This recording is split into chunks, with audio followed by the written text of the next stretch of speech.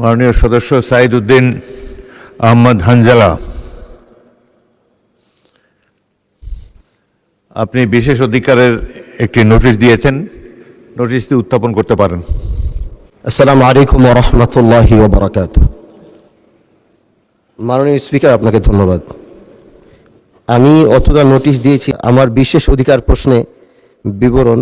বাংলাদেশ জাতীয় সংসদের অন্তরে সংসদ সদস্য হিসাবে আমি জাতীয় জানমাল ও সম্মান মর্যাদা রক্ষা করা বাংলাদেশ জাতীয় সংসদের দায়িত্ব এবং আমার বিশেষ অধিকার বলে আমি মনে করি।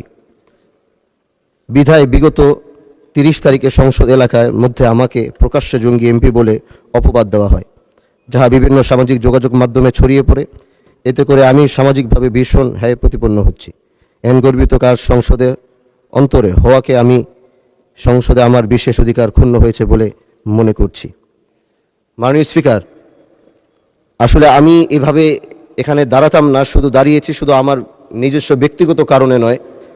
আমি চাই যে শব্দটি আমার জন্য ব্যবহার করা হয়েছিল এটি একটি ফ্যাসিস্ট ওয়ার্ড। এগুলো গত 17 বছর ব্যবহার করা হয়েছে, আর এগুলো ব্যবহার করে ভালো মানুষকে, দাড়িওয়ালা টুপিওয়ালা মানুষকে বিভিন্ন অপবাদ দিয়ে বিভিন্নভাবে তারা হ্যায় প্রতিপন্ন করেছে। এজন্য আমি আপনার মাধ্যমে, শুধু আমি বিরোধী দল দেখে নয়, এখানে সরকারি দল বিরোধী দল উভয় এমপি মন্ত্রীরা যারা রয়েছেন, আমি চাই আপনার মাধ্যমে প্রত্যেকেই যেন তার সম্মান নিয়ে যেন থাকতে পারে, কারো যেন সম্মান আগামীতে কেউ যেন ক্ষুণ্ণ করতে না পারে।